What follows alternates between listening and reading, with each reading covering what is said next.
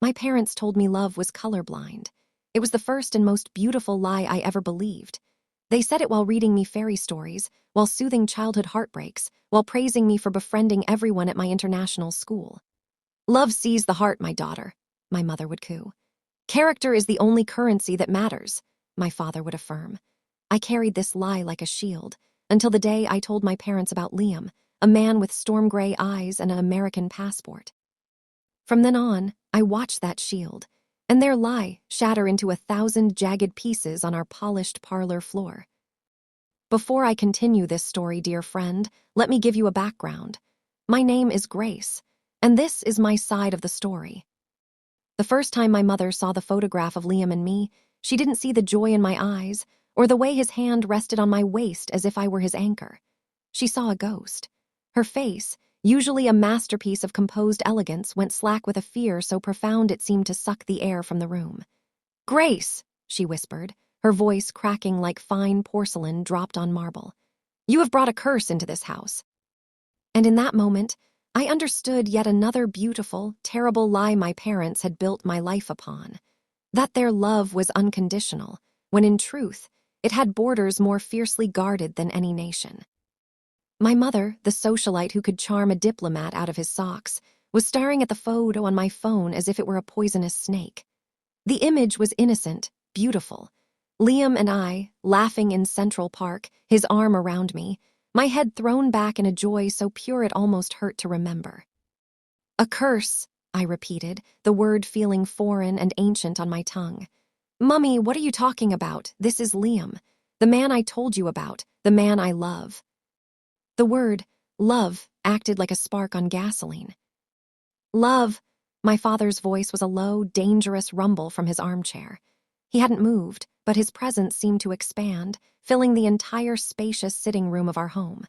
The newspaper he'd been reading was now a crumpled ball in his fist. "You use that word so lightly, Grace. What you feel is not love. It is confusion. It is white man's magic. They are good at making you feel special until they are done with you." The casual racism, delivered with such absolute certainty, winded me. This wasn't the philosophical, "we want what's best for you" argument I'd anticipated. This was primal. This was tribal. "Daddy, he's not a sorcerer, he's a man," I said, my voice trembling with a mixture of hurt and rising anger. "A good, kind man who makes me happy. Isn't that what you've always wanted for me? Happiness."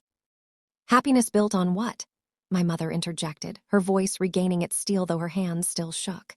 She finally tore her eyes from the phone and looked at me, and the disappointment in her gaze was a physical blow. "Happiness built on sand, on a foundation that has no roots. Grace, look at me. You are a Yoruba woman. Your bloodline stretches back for generations. Your name has weight. This adventure, it will only bring you shame. It will bring us all shame." There it was, the core of it. Shame. The ultimate social currency, the silent regulator of a million lives in Lagos. It wasn't just about my heart, it was about the family's standing. The whispers at the club, the sidelong glances at the wedding introduction, the pitying looks from my Auntie Biola who would inevitably say, "See as fine girl like Grace Day follow Inbo man. Her parents try for her, now see what she did to them." "So my happiness is less important than what people we don't even like might say," I challenged, my own voice gaining strength. "Mummy, this is my life." "It is our life," my father boomed, finally standing up. He was a tall man, and when he drew himself to his full height, he was intimidating. I felt 8 years old again, caught with my hand in the cookie jar. "Your life is not your own, Grace. When you were born, we poured the libation. We called the ancestors. We gave you a name that carries a destiny. Your Yoruba name, Adeola, the crown opens the way. Not the crown runs off to America with a white man who will never understand the meaning of her name." His words were deliberately cruel, designed to wound. He was taking the most sacred parts of my identity, my name, my ancestry, and using them as a weapon. "He doesn't have to understand it all at once," I cried, desperation clawing at my throat. "He wants to learn. He asks me about my culture, about the fabrics I use, about the meanings of my songs. He listens, Daddy. He listens more than Tund ever did, more than Digi ever could." "Of course he asks," my mother said, her tone shifting to one of patronizing explanation, as if she were talking to a slow child. It is a game to them. We are a novelty. Our culture is a beautiful artifact for them to collect like a mask or a carving.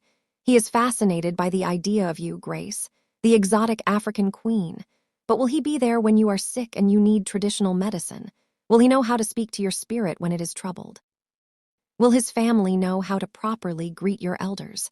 Will they understand the responsibility of a bride price? Or will they see it as him buying you? Each question was a needle, meticulously placed. They were the same fears that had whispered in the dark corners of my own mind in my most insecure moments. My parents were giving voice to my private anxieties, weaponizing them. "You are judging him without even meeting him," I said, my voice breaking. "You raised me to be fair. Is this fair?" My father walked over to the large window overlooking his manicured garden, his back to me. It was a classic dismissal. "There is nothing to meet. This discussion is over. You will end this relationship today." The finality in his voice sent a chill down my spine. This was not a negotiation. It was a decree. I am 28 years old.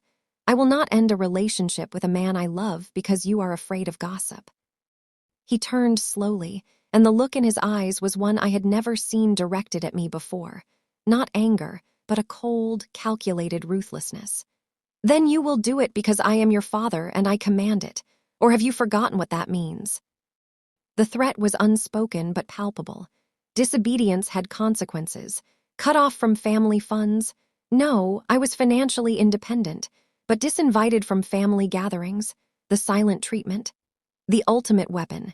His disapproval, a constant, chilling shadow over my life. The loss of my place in the family ecosystem. "I have not forgotten," I whispered, tears finally spilling over. "But I cannot obey this." My mother let out a small, pained cry as if I'd struck her. "Grace, please, for me, think of your future, think of your children. What will they be? They will not be Yoruba. They will not be American. They will be nothing. Lost. Struggling to find a place in a world that has no room for people who are neither here nor there." The argument about hypothetical, mixed-race children was their trump card, and they played it with devastating skill. They painted a picture of lonely, confused children, rejected by both sides, a narrative of tragedy that was designed to appeal to my deepest instincts as a future mother. "You don't know that," I sobbed. "You're predicting a future of misery based on your own prejudices." "We are predicting a future based on reality," my father snapped. "We have seen it. Do you think you are the first? We have seen our friends, children marry these foreigners, and for what? To be divorced in 5 years, left alone in a cold country with children who cannot even speak their mother's tongue. Is that what you want? To lose yourself entirely?" The conversation was going in circles, a vortex of cultural dogma and parental fear sucking me down. I couldn't win. I couldn't reason with a belief system that was as fundamental to them as breathing. I looked from my father's stony, unyielding face to my mother's tear-streaked, pleading one. I was losing them. The realization was a cold fist around my heart. The love I had always believed was my birthright was, in this moment, conditional. I picked up my phone, the screen now dark, hiding the image of my happiness. I wiped my tears with the back of my hand, a gesture that felt both childish and defiant. "I have to go," I said, my voice hollow. "Grace, stay," my mother pleaded, taking a step towards me. "Let's talk about this like a family." "There is nothing more to talk about," my father said, his voice cold. "She has made her choice." He had already framed it as a choice. Them or him, family or stranger, heritage or oblivion. I walked out of the house without another word. The heavy, ornate door clicked shut behind me, and the sound felt like the ceiling of a tomb. The bright Lagos sun felt obscene, mocking my inner darkness. I sat in my car for a long time, my forehead resting against the steering wheel, the sobs racking my body. My phone buzzed. It was Liam. "Hey you, just thinking about you. One more week. This project can't end soon enough. Tell me something good about your day." I stared at his message, a lifeline from a sane world. How could I tell him that the mere thought of him had turned my parents into people I didn't recognize? How could I burden him with this level of toxic prejudice before he'd even set foot in my country? I took a shaky breath and typed back, the lie a bitter pill on my tongue. Miss you like crazy. Can't wait for you to be here. My day was busy, just finalizing designs, nothing exciting. I started the car and drove away from my family home, feeling more alone than I ever had in my life. The tapestry of my identity was not just torn. It was being violently unraveled, thread by painful thread. The week that followed was a study in silent warfare. My phone, which usually buzzed constantly with messages from my mother, forwards of prayer points, links to sales at boutiques she liked, reminders about family events, was eerily quiet. The silence from my father was expected, but my mother was a deeper, more painful cut.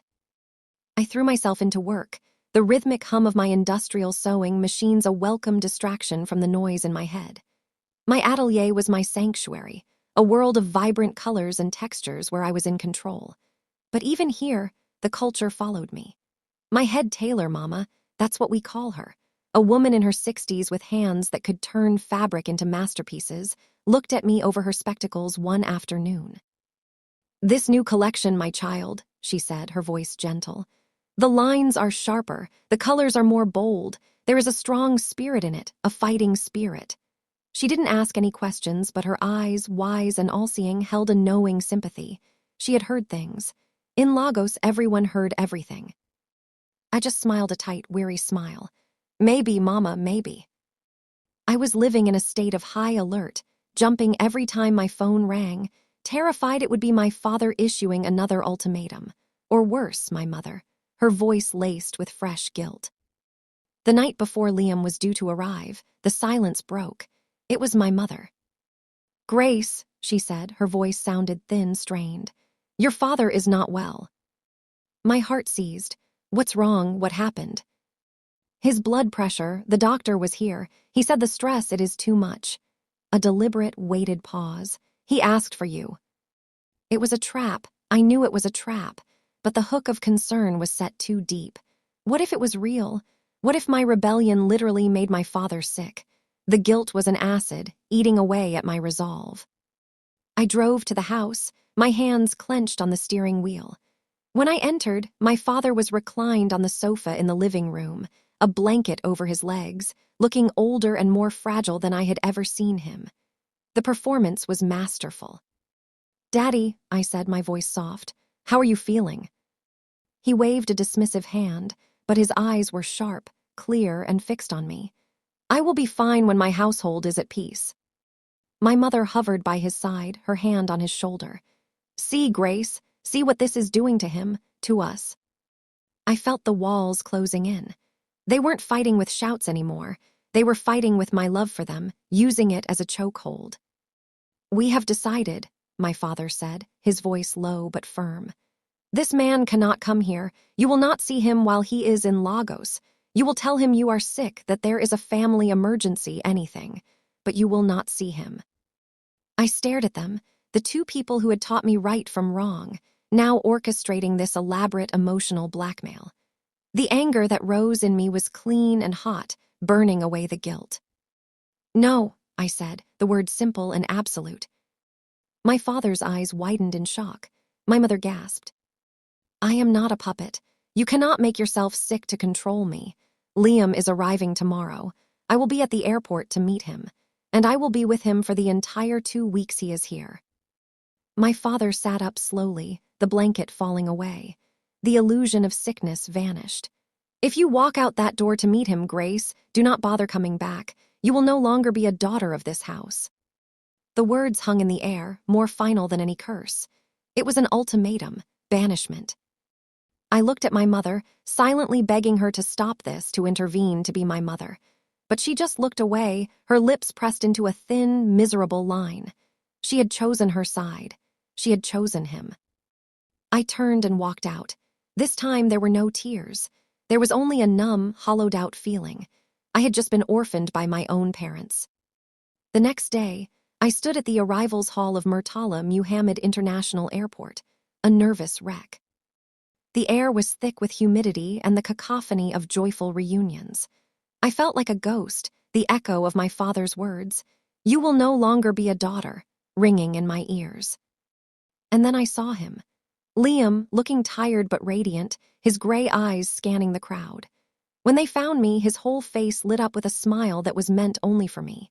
He dropped his bags and wrapped me in a hug so tight it felt like he was pulling me back from a precipice. I buried my face in his chest, breathing in the familiar scent of him, and for a single, blissful moment, everything else fell away.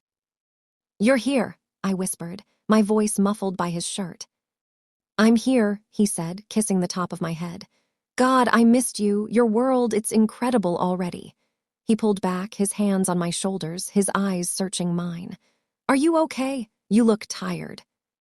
And I was so tired. The weight of the last week, the disownment, the lies, the fear, it all pressed down on me. I forced a bright, brittle smile onto my face. The biggest lie of all. "I'm perfect now that you're here," I said. "Just jet lag on my end. Come on, let's get you to the apartment. I have so much to show you."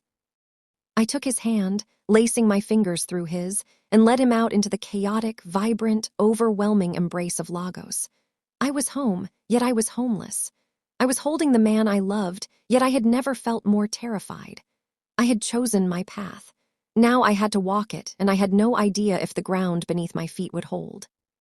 We arrived at my apartment building in Lekki. The journey had been filled with my forced, cheerful commentary. "That's a Danfo bus. This is the third mainland bridge. Over there is where they sell the best suya." A frantic performance to cover the scream of silence from my family. Liam was captivated, his camera already out, capturing the swirling, colorful chaos through the window. As we got out of the car, his arm around me, laughing at something he'd said, I felt a flicker of genuine happiness.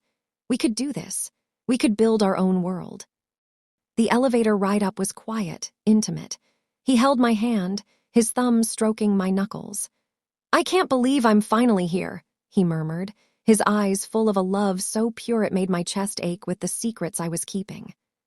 The elevator doors pinged open onto my private hallway, and that's when I saw them. They were standing right outside my front door. My father, dressed not in his usual casual wear, but in a full, imposing white agbada, the elaborate embroidery looking like armor in the fluorescent light. My mother beside him, in a matching iro and buba of deep blue aso oak, her head tied elegantly, her face a mask of grim determination. They looked like a royal delegation come to pass judgment. Liam, sensing my sudden paralysis, tightened his grip on my hand. "Grace, everything okay?" My father's eyes, cold and hard, moved from my face to our intertwined fingers, then up to Liam. He didn't say a word. He didn't have to. The sheer, silent power of their presence, their traditional attire a stark reminder of the world I came from, was a declaration of war. My mother finally spoke, her voice cutting through the tense silence, not addressed to me, but to Liam, each word dripping with icy formality. "So, you are the one." The first lie I was told about Nigeria was that it was a place of scams and savagery. I was 12, watching a late-night news segment about Nigerian prince email scams, and my father, chuckling from his armchair, said, "See that, Liam? That's all that comes from that part of the world. Desperate people in a failed state trying to trick decent folks." That lie became my truth, a dark, single story etched into my mind. It took falling in love with Grace Adeola to shatter it, and standing before her regal, terrifying parents in a Lagos high-rise, I realized the most desperate people weren't in Nigeria. They were in my own hometown, starved of any truth beyond their own prejudice. My name is Liam Carter, and I was raised on a diet of American exceptionalism and quiet bigotry. Crested Butte, Colorado, was my beautiful, gilded cage. A town where everyone looked the same, thought the same, and feared the same things.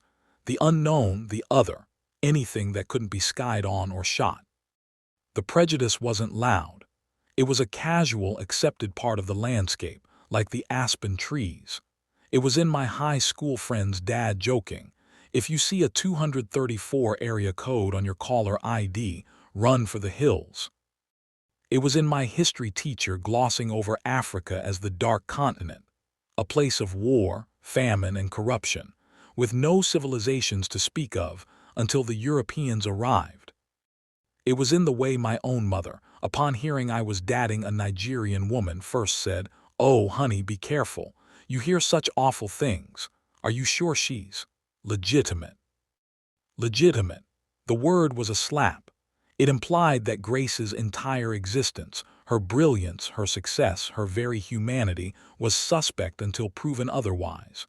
It reduced the most profound connection of my life to a potential fraud alert. I found my escape through photography. The camera lens was the one place I could frame the world without my hometown's prejudice.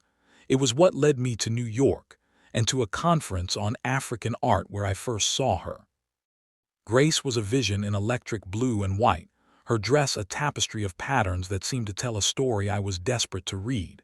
She commanded the stage, speaking about textile history with the passion of a poet and the precision of a scholar. The old, ugly stereotypes, the ones about uneducated, desperate people, evaporated in the heat of her intelligence. Here was a woman who was more cultured, more accomplished, and more self-possessed than anyone I had ever met in Crested Butte. Talking to her afterward was like stepping into the sun after a lifetime in a dim room. She was witty, sharp, and unapologetically herself. When she told me she was Yoruba from Lagos, my mind, conditioned by those old lies, did a clumsy, shameful double-take. Lagos, the crowded, chaotic city from the disaster documentaries. But the woman in front of me was the epitome of elegance and sophistication. Falling in love with Grace was an act of rebellion against my own upbringing. Every video call, every message was a lesson that dismantled a prejudice. She wasn't a Nigerian prince scammer. She was a business owner who employed 12 people. She wasn't from a failed state with zero civilization. She was from a vibrant, complex megalopolis with an art scene that put New York's to shame, and a culture whose richness and depth made my own seem sterile by comparison. The lie I told myself was that my personal enlightenment was enough, that because I saw the truth, the rest of the world would too. Preparing for my trip to Lagos, the ghosts of my upbringing rose to haunt me. My brother Mark, on our weekly call, didn't ask about Grace's character or our happiness. His first question was, "Dude, did you get all your shots? You know, for malaria and everything else." His tone implied Lagos was a place full of disease. "My doctor said the standard travel vaccines are fine, Mark. It's a modern city." "Right, modern," he said, skepticism dripping from his voice. "Just watch your back and your wallet, I read online."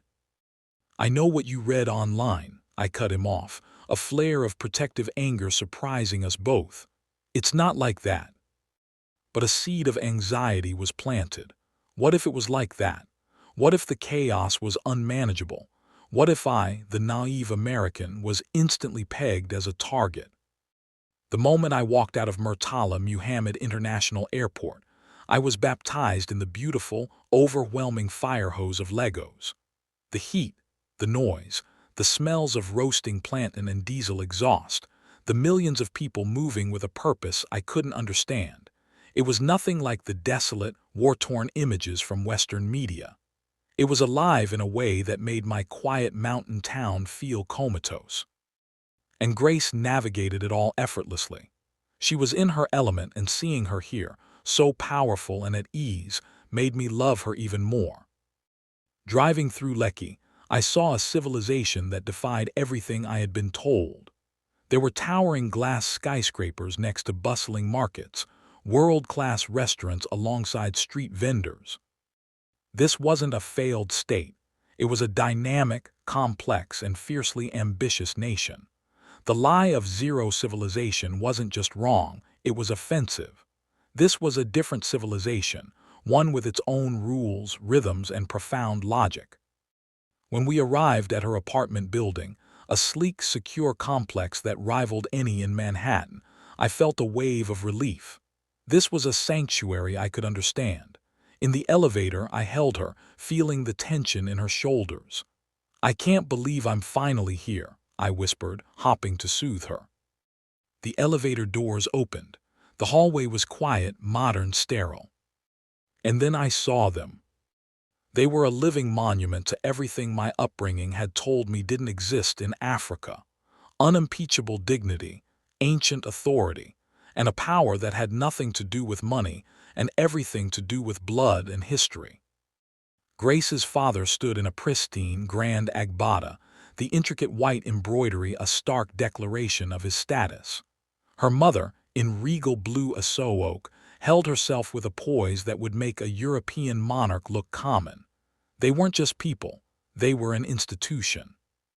My American confidence, the just be yourself mantra that had worked my whole life, evaporated. Yourself was a meaningless concept here. I was no longer Liam Carter, photographer. I was the white man. I was an outsider. I was the problem. Grace's hand turned to ice in mine. The silence was heavier than any I had ever known. Her mother's eyes, cold and assessing, swept over me from my travel-rumpled shirt to my worn-out boots and found me lacking. She didn't need to say the words for me to hear them. Scammer, uncivilized, poor white boy from a culture with no depth. When her lips parted, the words that came out were perfectly enunciated, laced with a contempt that was far more civilized than any joke my father had ever made. "So," she said, her voice cutting through the air-conditioned chill, "you are the one." The accusation in her tone was unmistakable. I was the one they had been warned about. Not a person, but a stereotype, a predator, a scammer of a different kind, here to steal their daughter away with my Western lies. And in that moment the greatest lie of all was revealed. The one where I thought I was the enlightened one, coming to rescue her from their backwards ways. Standing before them, I was the one who was naked, uncultured, and desperately unprepared for the world I had just entered. The seconds after Grace's mother uttered those four damning words, "So, you are the one," it sucked all the air, all the sound, all the hope right out of that sterile, modern hallway. In that silence, I wasn't Liam, the photographer who loved her daughter. I was a concept, a problem. A white ghost from every negative headline they'd ever read, now standing on their doorstep. And the only thing louder than the silence was the sound of my own shattering heart, and the terrifying realization that love might not be enough to bridge a gap carved by centuries of history and prejudice. My mother's words hung in the air, not a question but in verdict. My father's face was a mask of such profound, cold disapproval it felt like the temperature had dropped 20 degrees. Liam's hand, which had been warm in mine, was now clammy, his grip slack with shock. I had to break the silence. I had to say something, anything, to reclaim some control over this nightmare. "Mummy, Daddy," I began, my voice a strained, unfamiliar croak. "This is Liam. Liam, these are my parents, Chief and Mrs. Adai." It was a pathetic, formal introduction, utterly inadequate for the seismic shift happening in the hallway. My father's eyes, dark and flinty, remained locked on Liam, ignoring me completely. "We are aware of who he is," my father said, his voice low and resonant, filling the space with its authority. He finally shifted his gaze to me, and the disappointment in it was a physical wound. "We told you he was not welcome here, Grace, in our home or in yours, which is an extension of our grace." The threat was clear. My apartment, which I paid for with my own money, was still, in his worldview, his territory by proxy. Liam, to his credit, found his voice. It was shaky, but he found it. He gently extracted his hand from mine and took a small step forward, his posture straightening. He didn't bow, but he gave a slight, respectful nod of his head. "Chief Adai, Mrs. Adai," he said, his American accent suddenly seeming very loud and very foreign. "It's an honor to finally meet you. Grace has told me so much about you." It was the wrong thing to say, a pleasantry that was utterly useless in this war zone. My mother's lips curled into a smile that held no warmth. "Has she? And what has she told you? That we are backward, that we are controlling, that we do not understand the modern way of love?"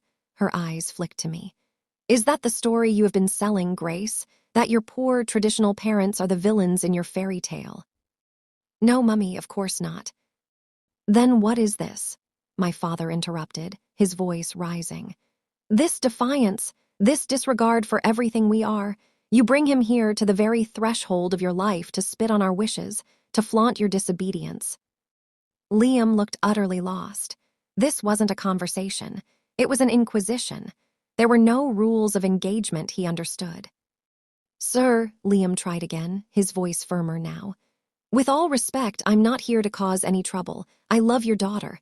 I respect her more than anyone I've ever met. And I respect you and your culture. I'm here to learn." "Learn," my father scoffed, the word a weapon. "What is there for you to learn? How to take a Yoruba woman from her people? How to dilute her heritage until she is a ghost of herself, wandering in your cold country, lost and alone? That is the only lesson you offer." The cruelty was breathtaking. They weren't even giving him a chance. They had tried and convicted him based on the color of his skin and his nationality. "That's not fair," I said, my own anger finally overriding my fear. "You're not even trying to see him. You're judging him based on what? On CNN? On stupid jokes. He's a good man. He's kind and hardworking, and he loves me. What more do you want?" "We want a man who knows what it means to be a husband," my father thundered, his composure finally cracking. "Not a boy who thinks love is a feeling. A husband provides. He protects. He upholds the family. He knows the language of his wife's spirit. Can he sit with your uncles and discuss the bride price? Can he lead the prayers when a child is named? Can he stand in the village square and declare his intentions in a way that brings honor, not shame? Can he?" Each question was a hammer blow. I saw Liam flinch. He was a visual artist, a man who communicated in light and shadow, not in complex cultural rituals and public declarations. "I can learn," Liam said, his voice tight with a mixture of desperation and defiance. "If you would teach me, I would learn. I want to learn for her." My mother let out a short, bitter laugh. "Teach you? Do you think this is a school? This is our life. This is our daughter's life. You do not learn these things from a book. You are born into them. You breathe them. You are either of this world or you are not. And you," she said, her gaze sweeping over him one final time, dismissing him, "are not." The finality in her voice was absolute. It was a door slamming shut. I looked at Liam's face. I saw the confusion, the hurt, but also a dawning understanding. He was realizing that this wasn't just about him as a person. This was about him as a symbol of an entire foreign culture that threatened to absorb me. The earnest American belief that effort and love could conquer all was crumbling before the ancient, unyielding wall of tribal preservation. My father took a step forward, his eyes pinning me down. "This is your last chance, Grace. You will send this man away. You will come home with us now, and we will never speak of this mistake again. Or you make your choice. You choose him, and you choose to walk a path that no longer includes your family. You will be dead to us." The words, spoken aloud, were so much worse than I had imagined. Dead to us. My knees felt weak. I looked at my mother, silently begging her to intervene to be the softer landing. But her face was as hard as his. She had merged with him, a united front. There was no weakness to exploit. I looked at Liam. His gray eyes were wide, full of pain for me. He gave a tiny, almost imperceptible shake of his head. He was telling me not to do it. He was willing to walk away to save me from this. And in that moment, the choice became terrifyingly clear. It wasn't a choice between a man and my parents. It was a choice between the life they had scripted for me and the life I wanted to write for myself. It was a choice between the warm, suffocating embrace of the familiar and the cold, terrifying freedom of the unknown. I took a deep, shuddering breath. I walked over to Liam and I took his hand again. I laced my fingers through his, feeling the solid, real warmth of him. I turned to face my parents, my pillars, my foundation, and I spoke the words that would forever divide my life into a before and an after. "I love you," I said, my voice surprisingly steady. "But you do not get to make this choice for me. Liam is not a mistake. He is my future. If you cannot accept that, then I am sorry for the pain I have caused you. But I choose him." The silence that followed was deeper than before. It was the silence of a bridge burning. My father's face did not change. He simply looked at me as if I were a stranger. He gave one sharp, final nod. Then he turned, took my mother's arm, and walked towards the elevator without a single backward glance. My mother, just before the elevator doors closed, looked at me. And in that last, fleeting glance, I didn't see anger. I saw a grief so profound it stole my breath. I saw a mother mourning a daughter who was still standing right in front of her. Then the doors slid shut. And they were gone. The silence in the hallway was now absolute, broken only by the ragged sound of my breathing.